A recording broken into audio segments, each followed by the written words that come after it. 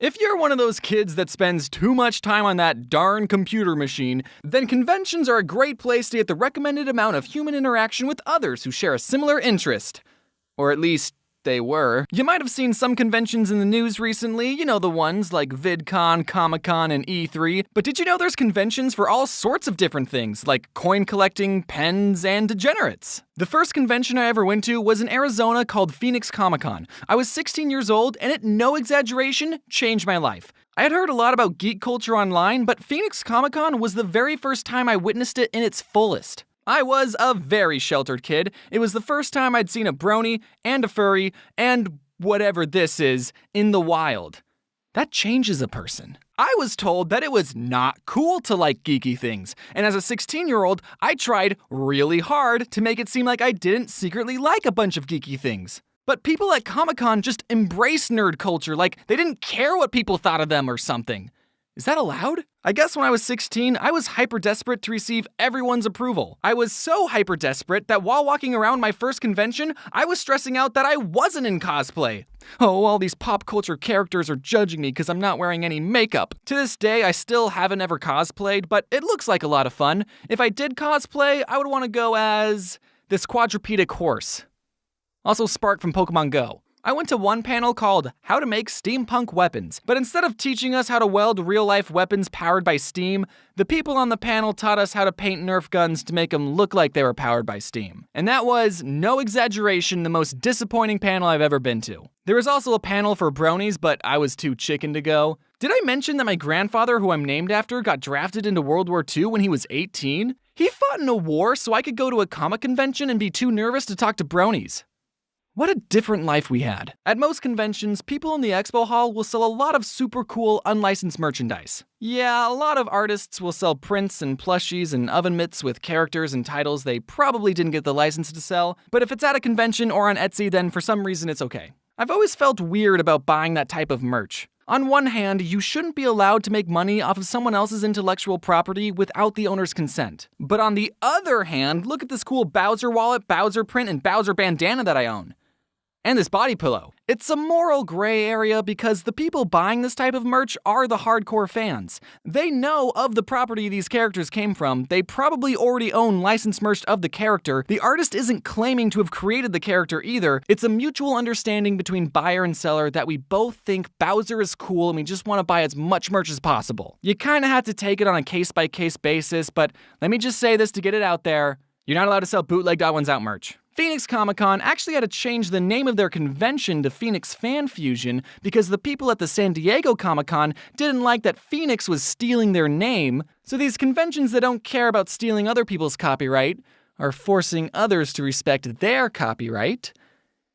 Interesting. As some of you may know, since 2012, I have become a little more successful, and in 2019, I got invited to be a guest at Phoenix Fan Fusion, which is my home convention. The really crazy part is the convention put me in the celebrity line, like next to the people where you have to pay for photos and autographs. I didn't charge my fans for anything, so that made my line appear a lot longer than others. And my line was, no exaggeration, right next to Jeff Goldblum's line. I was gonna make eye contact with Jeff Goldblum! Jeff showed up for a couple hours on Saturday, and when he came out from backstage, everyone in his line and my line started wooing and clapping, and even I was like,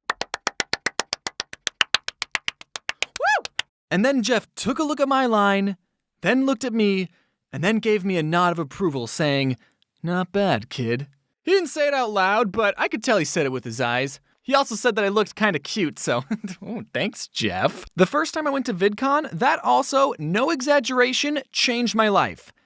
Again, it was the first time I met all these YouTubers that I've been watching for years, and okay, I'll admit, at first I was kind of fanboy-y, but I've gotten completely desensitized meeting other YouTubers and feel no joy anymore. When I meet another YouTuber, I say, "Oh, you make videos in your bedroom? Me too." People know that you're a bedwetter too, right? No? That's just me then? If you've ever given me something at a convention, then you'll be happy to know that I've kept everything I've ever been given. Unless you're the guy that gave me a plastic baggie full of water and other junk and called it a homemade snow globe. I used to collect snow globes, so it was a nice sentiment, but I didn't want to take it home with me and have it inevitably break and get all the important fan art wet. So I chucked it.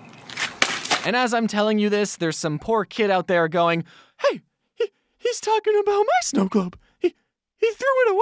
And now I feel bad, so...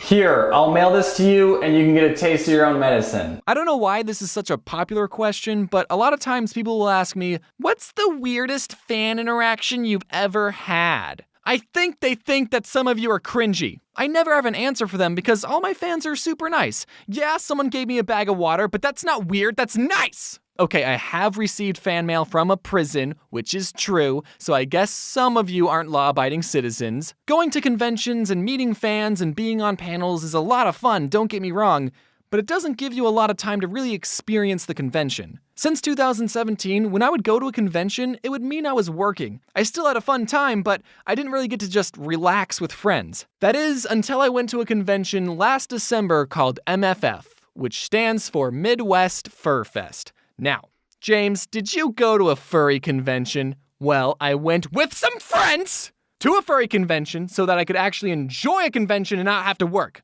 Although I still got recognized even though I was wearing a disguise. Furries are very touchy people, I've learned. Not touchy as in overly sensitive. Well, some probably are, but they're also literally touchy. Let me tell you where I'm at in my life right now. Last December, I was in an elevator full of furries and if my grandpa could see me now, he would probably be frowning. Or smiling, I don't know, I don't judge. We were all crowded in, there was a moose breathing down my neck, and we stopped at a floor because more furries wanted to come in. So I backed up to make more room, but I backed up a little too close to the moose, and he grabbed my hips and I went, ah! In my mind, I didn't say it out loud. In real life, I went, So that was probably the weirdest fan experience I've had, if you were still wondering. I don't know if he was a fan of my YouTube, but he was definitely a fan of my body. Or he was drunk. I don't know. Again, I don't judge. I was debating on whether or not I should include this story, but I think it would be a good lesson for everyone to hear. Here's my James PSA. This message is for everyone, and especially furries. Don't touch people without their permission. In the moment, I stayed quiet, but that sort of behavior isn't okay and I should have spoken out. Hopefully, most of you are mindful of other people's personal space. However, at least one of you went to prison, so... I don't know. Overall, it was the best ironic trip ever. At the end of the day, conventions are a lot of fun, and I really, really miss going to them. And when it's safe to do so again, I recommend you try and go to one you're interested in. And Grandpa, I'm sorry if I disappointed you.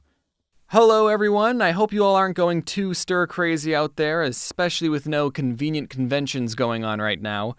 If there's a convenient convention, would it be called a convenient-tion?